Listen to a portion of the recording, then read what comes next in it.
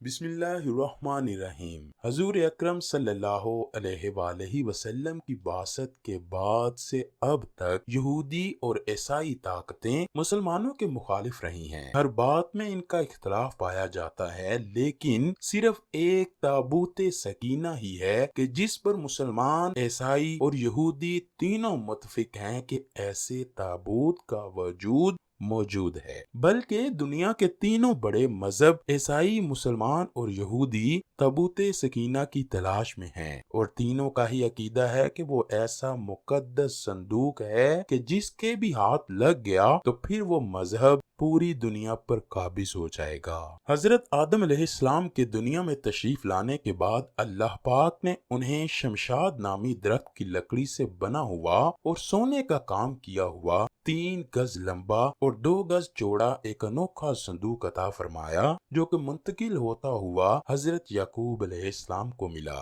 آپ کے بعد آپ کی اولاد بنی اسرائیل کے قبضے میں رہا اور پھر حضرت موسیٰ علیہ السلام تک پہنچا۔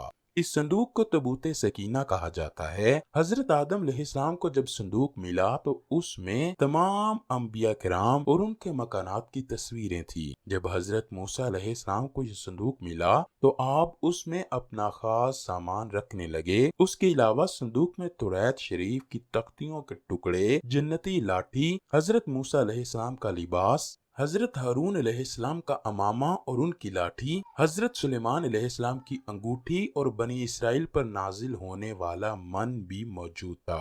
حضرت موسیٰ علیہ السلام جنگ میں اس صندوق کو آگے رکھتے تھے، اس سے بنی اسرائیل کو سکون نصیب ہوتا تھا۔ بنی اسرائیل کو جب کوئی مشکل پیش آتی تو وہ اس صندوق کو سامنے رکھ کر دعا کیا کرتے، دشمنوں کے مقابلے میں اس کی برکت سے فتح پاتے۔ جب آپس میں اختلاف ہوتا تو صندوق سے فیصلے کرواتے، صندوق سے فیصلے کی آواز آتی تھی، بلائیں اور آفتیں صندوق کی برکت سے ٹل جاتی تھیں۔ الغرض یہ صندوق بنی اسرائیل کے لیے تابوت سکینہ یعنی برکت و رحمت کا خزینہ اور نصرت خداوندی کے نزول کا نہایت مقدس اور بہترین ذریعہ تھا، مگر جب بنی اسرائیل طرح طرح کے گناہوں میں ملوث ہوئے اور ان لوگوں میں معاصی و طغیان اور سرکشی و عصیان کا دور دورہ ہوا تو ان کی بدعمالیوں کی نحوست سے ان پر خدا کا یہ غضب نازل ہوا کہ اللہ پاک نے قوم عمال کا یعنی جالوت اور اس کی قوم کو ان پر مسلط کیا۔ انہوں نے بنی اسرائیل اور ان کے شہروں کو تاراج کیا، انہیں علاقہ بدر بھی کیا، ان کی اولادوں کو قتل و گرفتار بھی کیا اور تابوت سکینہ بھی ساتھ لے گئے۔ لیکن اللہ تعالیٰ نے جالوت اور اس کی قوم کو تابوت کی وجہ سے مختلف آزمائشوں میں گرفتار کیا۔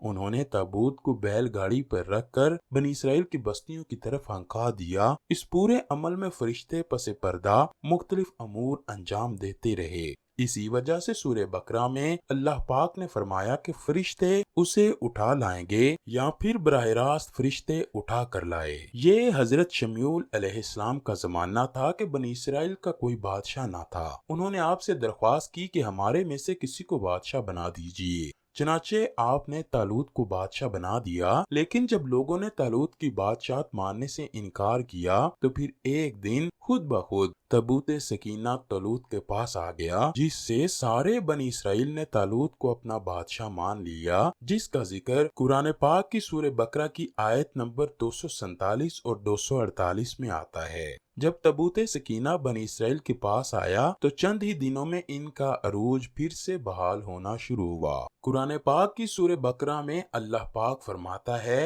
اور ان سے ان کے نبی نے فرمایا، اس کی بادشاہی کی نشانی یہ ہے کہ تمہارے پاس وہ صندوق آ جائے جس میں تمہارے رب کی طرف سے دلوں کا چین ہے اور کچھ بچی ہوئی چیزیں ہیں۔ اس میں موسیٰ اور ہارون کے تبرکات ہیں، اس کو فرشتے اٹھائے ہوئے لائیں گے۔ بے شک اس میں بڑی نشانی ہے تمہارے لیے اگر تم ایمان رکھتے ہو۔ لیکن یہودی قوم ایسی کم عقل قوم تھی کہ وہ ہر زمانے میں کسی نہ کسی برائی میں مبتلا ہو جاتے تھے، لہٰذا جب یہودیوں میں شرک عام ہوا تو بادشاہ بخت نصر نے یروشلم پر حملہ کر کے اس کو تباہ و برباد کر کے رکھ دیا۔ اس نے شہروں کے شہر جلا کر رکھ دیے، بے شمار یہودیوں کو جلا کر خاک میں ملا دیا۔ اس تباہ کاریوں کی وجہ سے ताबूत सकीना कहीं गायब हो गया और आज तक ताबूत के बारे कोई भी सुराग नहीं लगा सका, जबकि यहूदी ताबूत सकीना की तलाश में आज भी लगे हुए हैं ताकि वो इस ताबूत को तलाश करके अपने उसी रूहानियत को वापस हासिल कर सकें जो कभी उनको अल्लाह ताला ने अता की हुई थी। ताबूत सकीना किस जगह है, इसके बारे तारीख में मुख्तलिफ रवायात मिलती हैं। हर किसी का नजरिया अलग अलग ही मिलता है। कुछ मुफस्सिरीन का कहना है कि बख्त नसर के हमले के बाद इस संदूक को अफ्रीका ले जाया गया था, वहां इथोपिया के एक चर्च में रख दिया गया था जहां वो आज भी कहीं छुपा हुआ है। कुछ का कहना है कि जापान की पहाड़ियों में इस ताबूत को किसी बादशाह ने दफन करवा दिया था। मशहूर आर्थियोलॉजिस्ट स्टोन वाई का कहना है कि यह मशरकी वस्ता यानी अरब ममालिक में कहीं मौजूद है, जबकि एक थ्योरी के मुताबिक ये संदूक हजरत सुलेमान अलैहिस्सलाम के महल में कहीं दफन है जो फलस्तीन में आज भी गुम है। उसकी तलाश यहूदी काफी अरसे से वहाँ की जमीन खोद कर रहे हैं। इस संदूक को ढूंढने की कोशिश आज भी जारी और सारी है, जैसे हैकले सुलेमानी कहते हैं। दूसरी तरफ मुस्लिम साइंसदान और मुहक्किकीन और उलमाए कराम भी मुख्तलिफ राय रखते हैं। कुछ के नजदीक ये ताबूत सूफियों के पास है, वो हर दौर में एक के बाद दीगरे मुंतकिल होता रहता है, जबकि अहले तशय्युअ का कहना है कि ये संदूक काफी मुद्दत तक अहले बैत के पास रहा। उसके बाद ये हजरत इमाम महदी को वुरसे में मिल गया। जब कयामत करीब होगी तो हजरत महदी इस संदूक के साथ जाहिर होंगे। इस ताबूत के जरिए वो याजूज माजूज पर फतहयाब होंगे। बहरहाल ये नजरियात ही हैं, इसकी बाबत सही और मुसद्दका इल्म बस और बस अल्लाह ताला के पास ही मौजूद है।